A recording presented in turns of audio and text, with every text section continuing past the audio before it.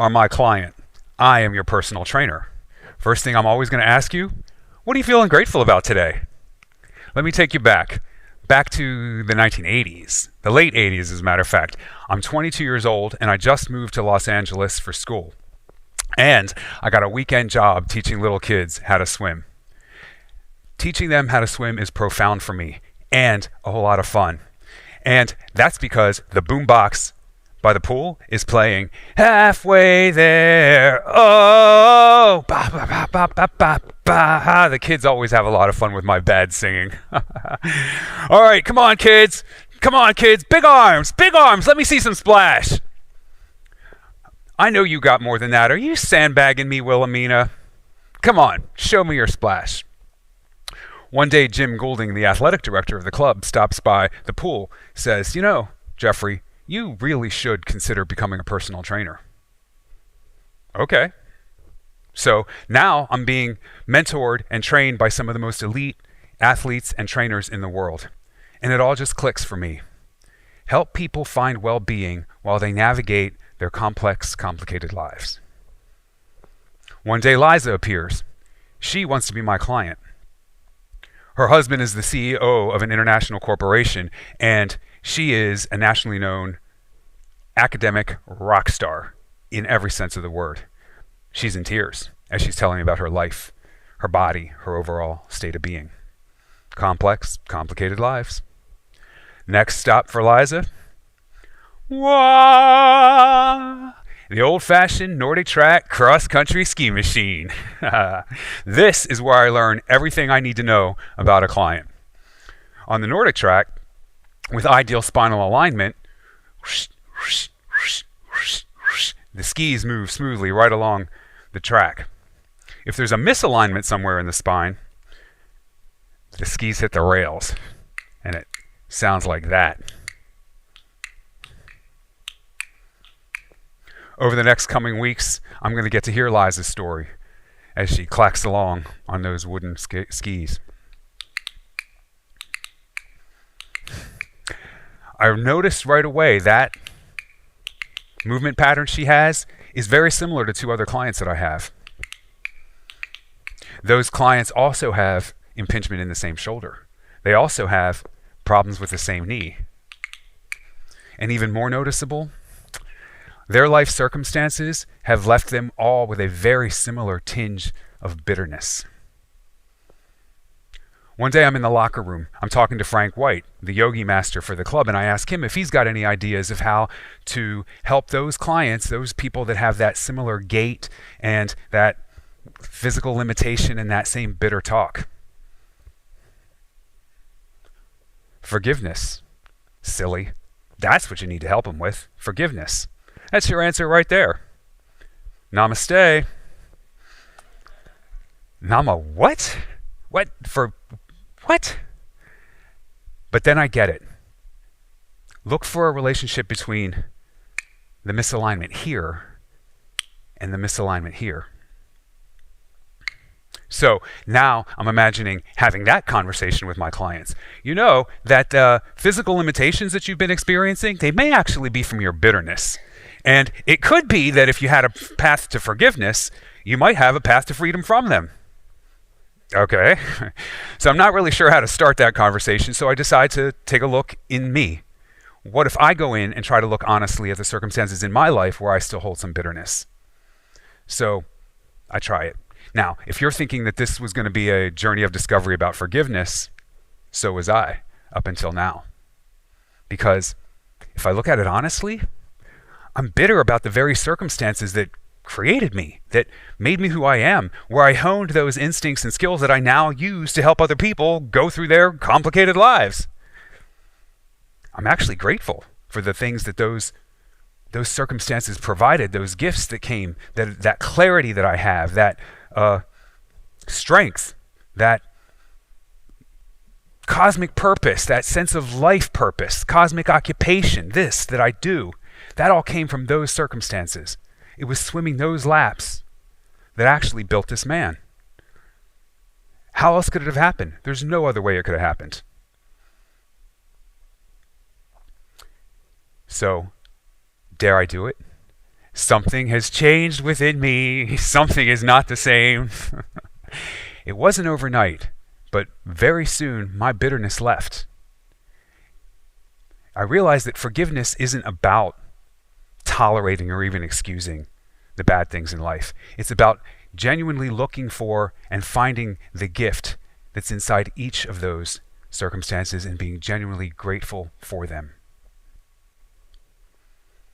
Yogi Master Frank said forgiveness was the answer. For me, it was gratitude. And I'm beginning to think that it's actually the most underestimated tool that we have for healing human suffering. Gratitude. So I start the conversation with that. What are you feeling grateful about? Every client, every session. What would you put into a thank you note to the universe if you had to do that right now? First, I heard a whole lot of but very soon that turned into I knew you were going to ask. So they followed with a list of 100 great things that had already happened that day. So of course I keep asking. And then, with no pressure from me, no push whatsoever, conversations that used to sound like, oh, my wife, she just cannot stand it when I'm happy, start to sound like, loving that beautiful, complicated woman I married makes me a better man in every way. With absolute fearlessness, clients began to find the gift that was inside of hardest circumstances in their life.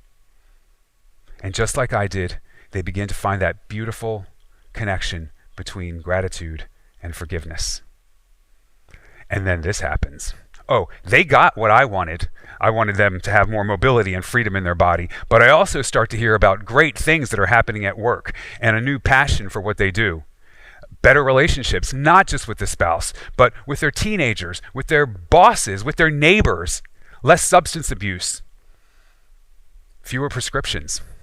And best of all, a better relationship with themselves.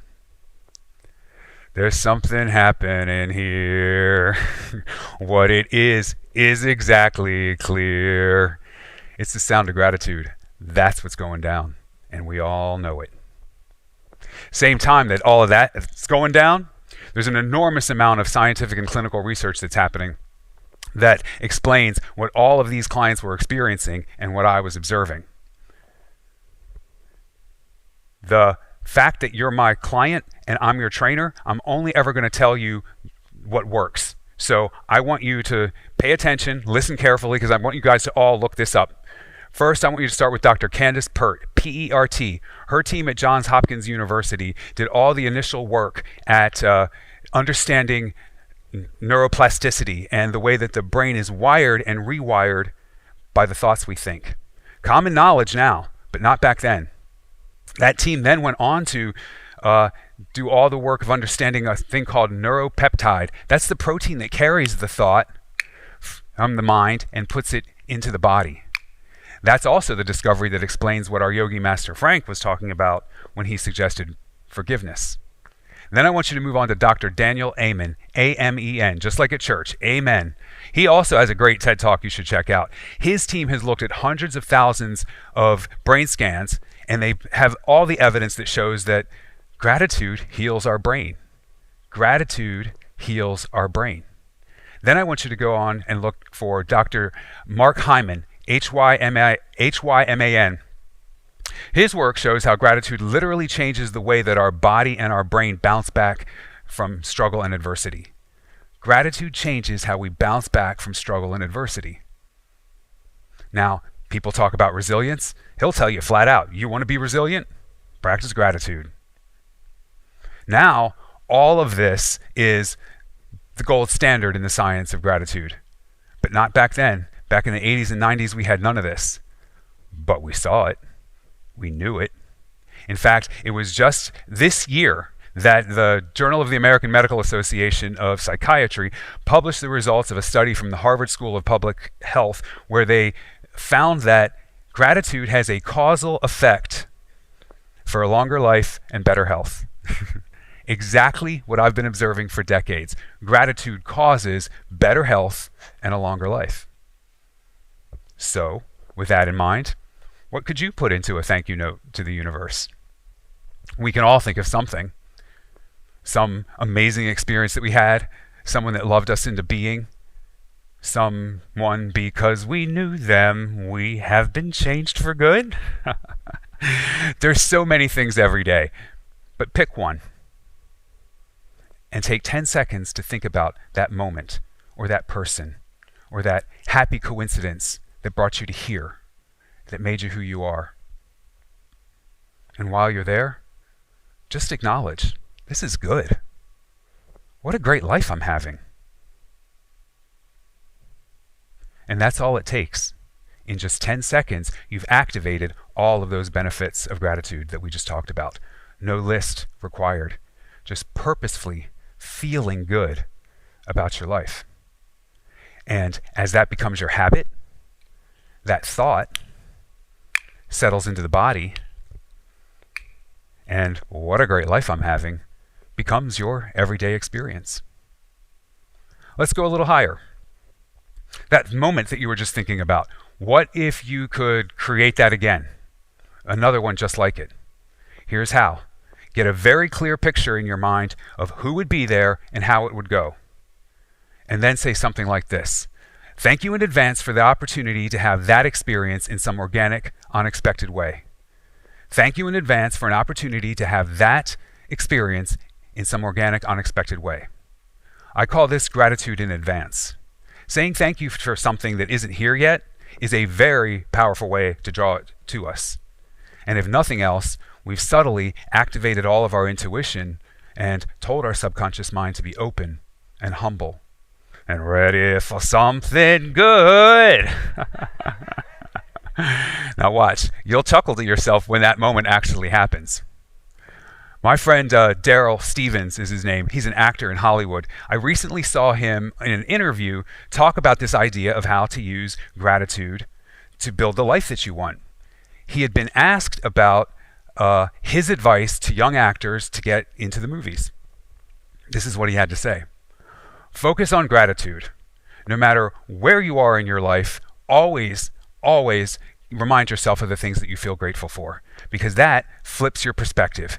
And instead of living in this place of I want, I need, you get to live in a place of look what I have, look what I do, look what I've been given, look what I've done for myself. That is a completely different energy. When your energy is, oh, I'm hungry, I'm desperate, I need this, they're going to be like, yeah, you just stay right out there. You don't get to come in here. But if you're like, look at all of this, look at what I have to offer, look at whatever higher power has granted me to share with you today, that is a completely different energy. That comes from gratitude. Leave it to an actor, huh? Just say it perfectly. But even if you're not worried about breaking into Hollywood, you're not worried about opening doors to get in the movies, do you want a way to deal with your worries about your future? It's the same advice. Gratitude. Negative feelings from past choices? Gratitude. Persistent, crippling anxiety? Gratitude. Trauma? Guilt? Shame? In all my years of observing other people's lives, any level of a practice of gratitude, any level, changed the experience with those conditions or took them all from to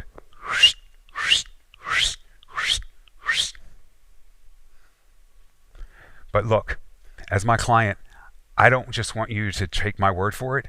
I want you to know it for yourself. So look up the people that I talked about. Find their work. Learn from them. Even the artists whose songs I just slayed. Find out how gratitude works. You've got a lot to get started with right here. Work with it. Master it. And find a way to well-being as you navigate your complex, complicated life.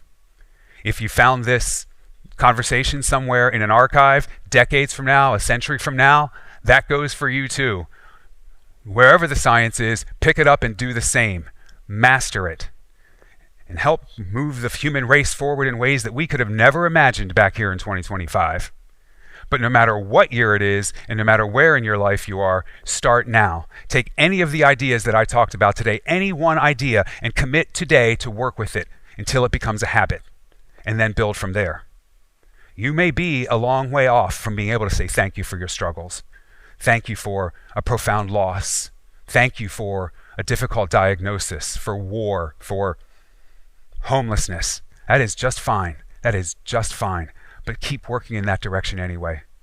In my experience, as you persevere, there will be gifts for you in those circumstances waiting to be discovered. Perhaps even a cosmic occupation that you never even considered waiting there to be revealed. Ladies and gentlemen, this is the concept of gratitude. Find out how it works. Find out how it heals human suffering. Find out how you can use it to build a world where, what a great life I'm having, is your everyday experience. All right, that's all for today. That, and of course, stay hydrated. Namaste.